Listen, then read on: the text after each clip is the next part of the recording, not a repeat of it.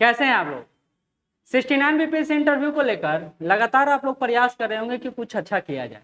इसके पहले वाले वीडियो में हमने बात किया था कि पोस्ट ऑफ प्रेफरेंस को लेकर आप कैसे काम कर सकते हैं। अगर वो वीडियो आपने नहीं देखा है तो नीचे डिस्क्रिप्शन बॉक्स में या कमेंट बॉक्स में लिंक प्रोवाइड कर दूंगा, आप उस पर जाकर देख सकते हैं। हम लोग उसके पहले भी जो काम आपके लिए किए हैं वो है आपके लिए एक बेहतर बुकलेट बनाने का प्रयास। ये बुकलेट आपके लिए इंपॉर्टेंट क्यों है?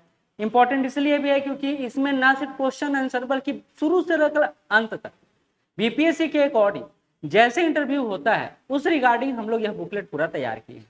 आपको यह बुकलेट फ्री ऑफ कॉस्ट मिलता है। बस आपको एक नंबर पे कॉल करना है या व्हाट्सअप करना है। वो नंबर है 9334710148। ऐसे डिस्क्रिप्शन बॉक्स में आपका यह नंबर दिया हुआ है। आज का जो वीडियो है बहुत महत्वपूर्ण है।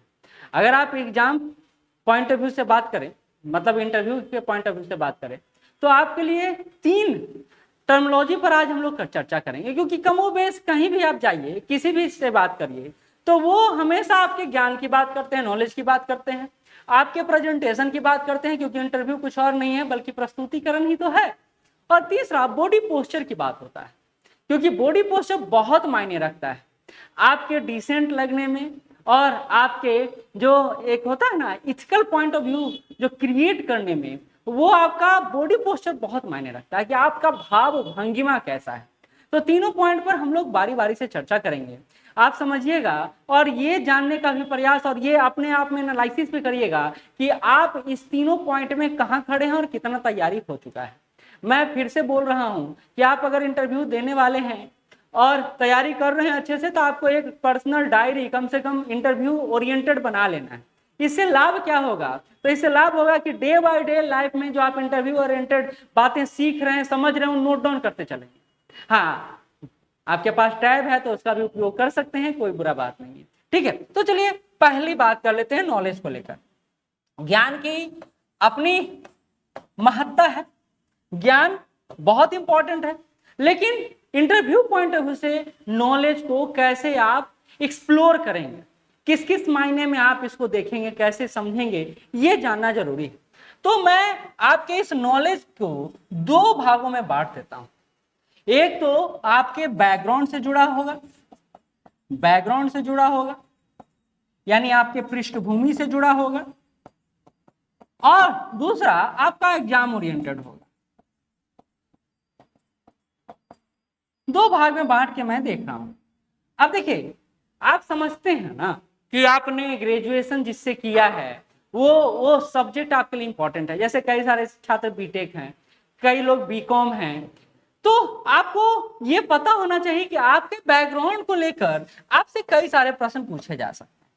और क्या क्या प्रश्न पूछे जा सकते हैं तो इंटरव्यू के उस बुकलेट में सारा दिया हुआ है। इवन हम लोग क्वेश्चन आंसर भी तैयार करके दे हैं आपको, ताकि आपको दिक्कत का सामना ना करना पड़े। तो आपका ग्रेजुएट जिस सब्जेक्ट से किए हैं उसके बारे में ओवरऑल तैयारी आपको करना होगा। ये बहुत जरूरी हो जाता है, क्योंकि बीपीएससी में वहां से प्रश्न पूछने की प्रवृत्ति बहुत ज्यादा रहा है। आप इसको इग्नोर नहीं कर सकते हैं, आप इसको छोड़कर आगे नहीं बढ़ सकते हैं, ये बात ध्यान रखिएगा। तो ग्रेजुएट हैं उसको लेकर, अगर आप स्पोर्ट्स प्लेयर हैं या आपने ग्रेजुएशन के अलावा कुछ कर रखा है, मान लेते हैं आपने पीएचडी कर रखा है, तो इसको लेकर आपका तैयारी होना चाहिए। मैं इंटरव्यू में जो छात्र या कैंडिडेट पार्टिसिपेट करते हैं उनसे मैं बोलता हूं कि आप ज्यादा शो ऑफ नहीं करिए। मतलब कि आपने पीएचडी कर रखा है, आपने एमटेक कर रखा है, अगर शो ऑफ करने से बचिएगा तो आपका नंबर ऑफ क्वेश्चन जो है वहां आपको उसी फील्ड से पूछा जाएगा जहां आपका पकड़ है, यानी जहां आप कंफर्टेबल फील करते हैं। मैं ये हमेशा कहता हूं, आप चाहें तो आयोग को बहुत कुछ दिखला सकते हैं, लेकिन उसके लिए आपको तैयार भी होना होगा। और अगर आप तैयार हैं तो निश्चित रूप से आप इसको प्रेजेंट कर सकते हैं, कोई बड़ी बात नहीं है। बैकग्राउंड में बहुत बड़ा बात यह हो जाता है कि आपको सब्जेक्ट ओरिएंटेड कम से कम, देखिए अब ये तो नहीं ना ग्रेजुएशन में जो पढ़ चुके हैं वो आपको ओवरऑल याद ही नहीं रहता है। तो मैं एक सीधा बात कहता हूं कि आपको सिलेबस कम से कम एक बार देख लेना है। आपको कुछ कुछ विशिष्ट जो वर्तमान में घटनाओं में अगर वो सिलेबस के कुछ पार्ट से चर्चा में बना हुआ है तो उसको देख लेना है, क्योंकि इंटरव्यू पैनल में जितने बैठे लोग हैं एक्सपीरियंस तो काफी ज्यादा होता है, लेकिन जो करंट इशू है उसको लेकर उनका जागरूकता जो होता है काफी ज्यादा होता है, अवेयरनेस ज्यादा होता है, तो वो काम कर सकता है आपका। ठीक है, इसके अलावा बैकग्राउंड में अगर आपको तैयारी करना है तो आपको ये देखना है कि सब्जेक्ट रिगार्डिंग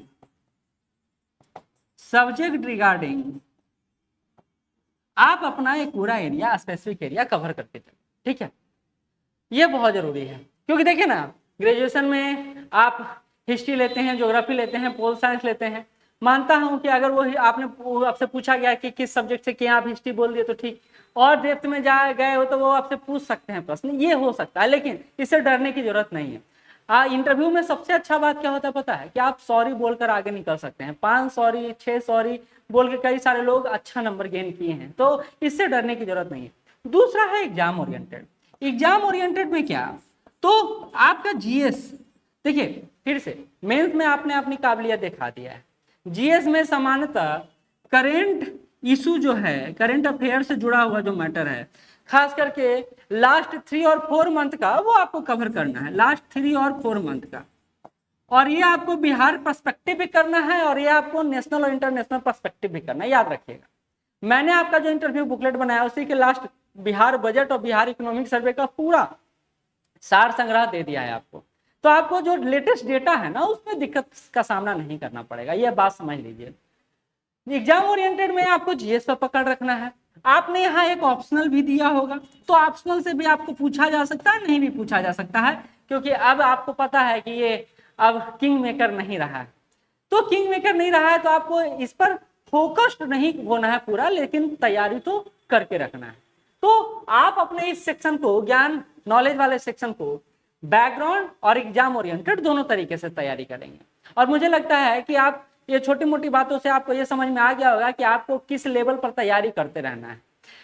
कल ही एक छात्र ने कुछ क्वेश्चन भेजा कि सर इसका बता दिए, उसके पहले भी कई लोगों ने क्वेश्चन भेजा कि उसका बता दिए, तो मैं एक काम करूंगा, एक पूरा सेशन लेकर आऊंगा जिसमें विभिन्न क्वेश्चन जो आपके पास है वो आप भेजिएगा, उस पर कैसे आंसर किया जा सकता है उस पर भी हम लोग चर्चा जरूर करेंगे। ये मैं प्रयास करूंगा कि आपको जो इंटरव्यू हॉल में या फिर जो टॉपर्स द्वारा आंसर दिया गया है उस तरीके से आपको आंसर बना के बताऊं, ताकि आपको दिक्कत का सामना ना करना पड़े। ठीक है, तो ये ज्ञान बेस्ड हो गया। दूसरा हम लोग बात करने वाले थे प्रेजेंटेशन, ये बहुत जरूरी है, प्रस्तुतिकरण,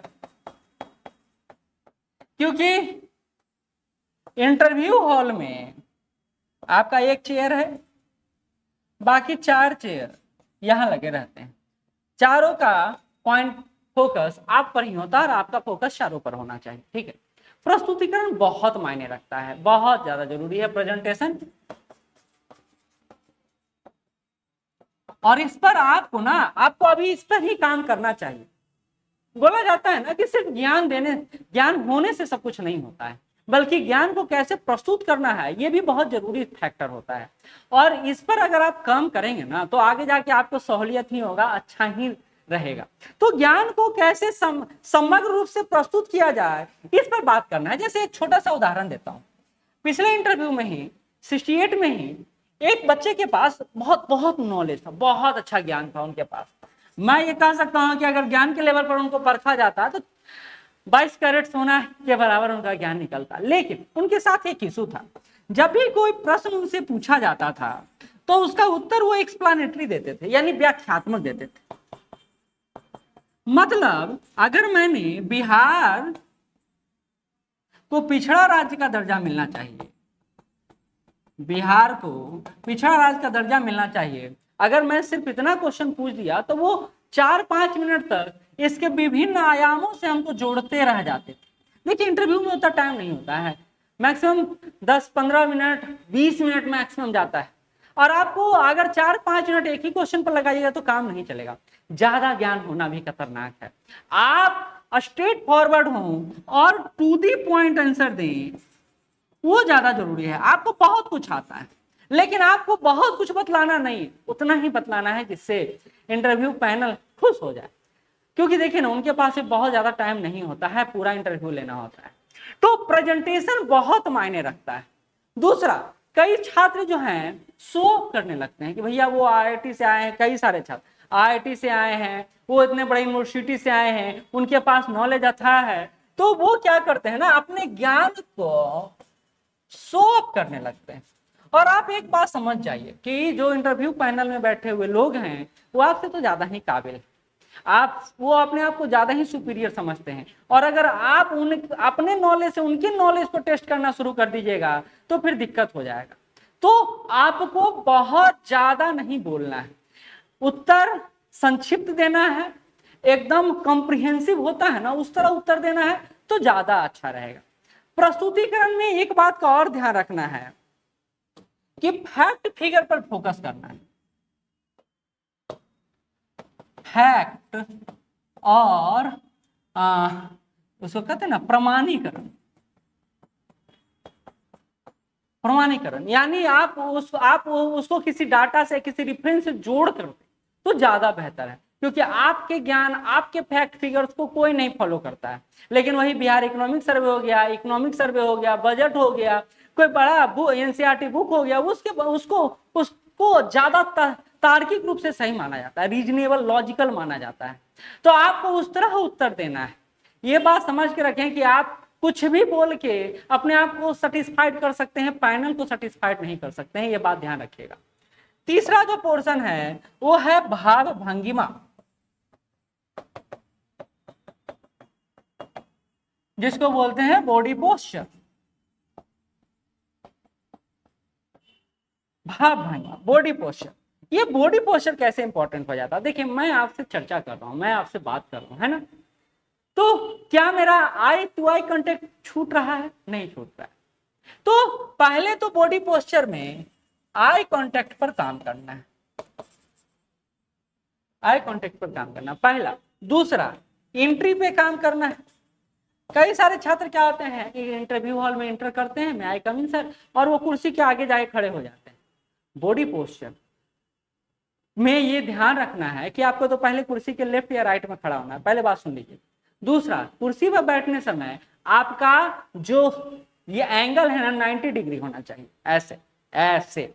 आप इंटरव्यू में देखिए होगा, ये जो होता है ये पोर्शन ये एकदम 90 डिग्री पर लगना चाहिए, ऐसे नहीं झुके हुए हो। बॉडी पोस्चर बहुत मायने रखता है। तीसरा, एक अभिषेक जी थे, लगातार 2 बार वो टॉपर बने बीपीएससी में। उनका आदत क्या था कि उनका हाथ एकदम चलते रहता था और इसके बिना वो कनेक्ट ही नहीं कर पाता था दिमाग से। तो अगर ऐसा एक्टिविटी है तो उसको इग्नोर करना सीखें, उसको काबू करना सीखें, ये बहुत जरूरी हो जाता है।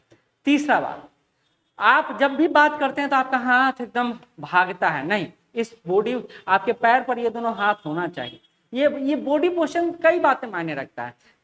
अगला बात, आप आई टू आई कांटेक्ट सिर्फ जो प्रश्न पूछ रहे हैं उनसे नहीं रखेंगे, पूरे बोर्ड से रखेंगे।